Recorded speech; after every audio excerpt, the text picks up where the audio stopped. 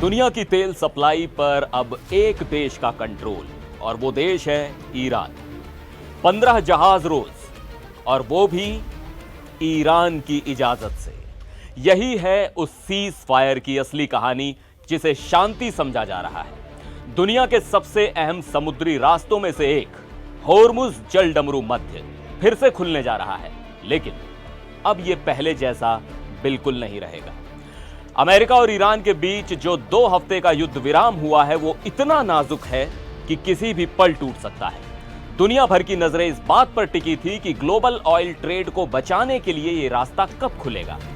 अब रास्ता खुल तो रहा है, लेकिन ईरान ने ऐसी सख्त और असाधारण शर्तें रख दी हैं जिसने पूरी दुनिया को चौंका दिया है। नमस्कार, मैं हूं सिद्धार्थ प्रकाश।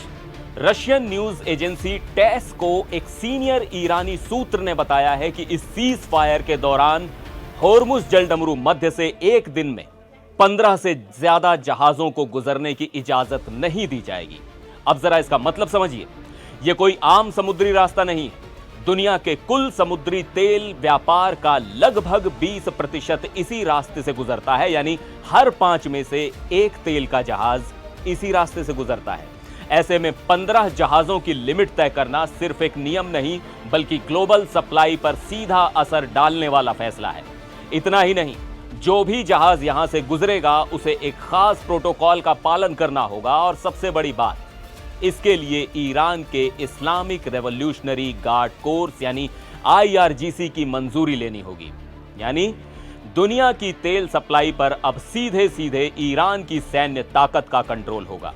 ईरान ने साफ कह दिया है, युद्ध से पहले वाली स्थिति अब कभी वापस नहीं आएगी। ईरान ने सिर्फ जहाजों की संख्या पर ही पाबंदी नहीं लगाई है, बल्कि एक बड़ा आर्थिक दांव भी चला है।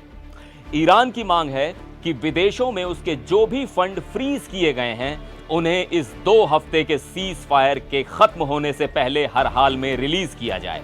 सीधे शब्दों में कहें तो ईरान ने इस सीज फायर को एक तरह का आर्थिक सौदा बना दिया है। इसके साथ ही ईरान चाहता है कि इस युद्ध के अंत को संयुक्त राष्ट्र सुरक्षा परिषद के प्रस्ताव के जरिए आधिकारिक मान्यता मिले, और वो भी उसकी शर्तों पर। और अगर ऐसा नहीं हुआ तो ईरान ने साफ चेतावनी दी है कि वो अमेरिका और इजराइल के खिलाफ जंग फिर शुरू करेगा, और इस बार हमले पहले से ज्यादा घातक होंगे। ईरान ने अमेरिका को भी साफ कह दिया है कि इन 2 हफ्तों के दौरान वो इस इलाके में अपनी सैन्य मौजूदगी नहीं बढ़ाएगा।